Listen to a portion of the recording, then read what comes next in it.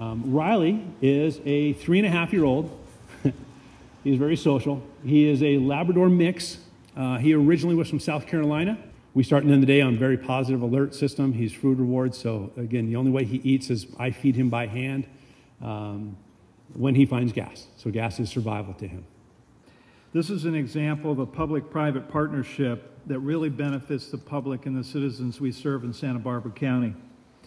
The training program for Riley and Howard was funded by State Farm insurance companies, and the funding for the vehicle was provided by a private donor through the Firefighter Alliance. This new vehicle is going to keep Riley safe, and it's going to keep Howard safe as they respond, Riley, to these different incidents.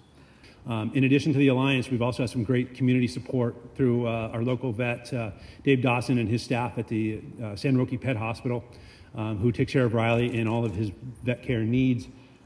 We also have support from one of our local pet stores, the Pet House in Goleta, who provides his food for free for his career. Our Department of Justice lab provides his training gas. The gas, he is an accelerant training dog. He is a food reward dog. The only way he eats is to find accelerants. And so we have to have that right formula of gas in order to train him on a daily basis, several sessions a day. Probably one of the most important features of the vehicle, though, is a heat detection system.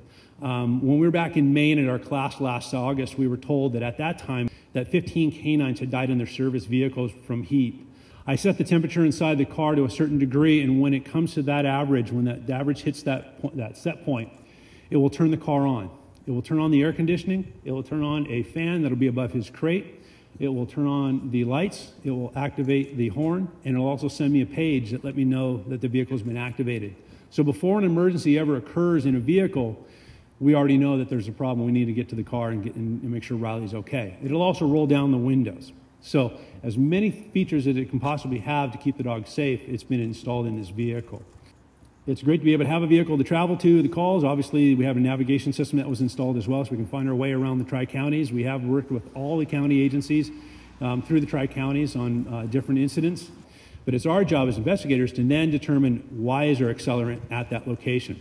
We'll collect that evidence, and before we send it to the lab, we will take it outside, put it in a lineup, and verify that we collected the right amount of material, and then that's sealed and sent off to the lab. The success rate from us using our eyes and burn patterns is about 50% with some of these collected evidence. With the canine, the success rate goes over to 90%.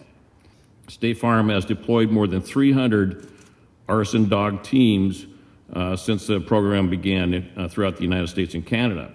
So State Farm pays for Riley, and we pay for the training of Riley and Fire Captain Howard Orr. Frankly, in today's climate, the fiscal constraints we have, I mean, the funding of Riley and the truck probably wouldn't be available through our normal taxpayer budgeting dollars. And that's what the Alliance does.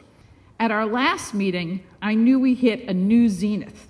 One, while discussing a recent fire, I honestly asked Captain Orr if Riley thought there were accelerants at that fire. And then there was dead silence. We were all waiting for Riley to tell us. And then I remembered that Riley doesn't talk. But that's how much a revered member of our arson task force Riley has become. This county's extraordinary arson investigators are often the unsung heroes of our fire community. But everyone here today knows they not only ensure justice, but they also save lives.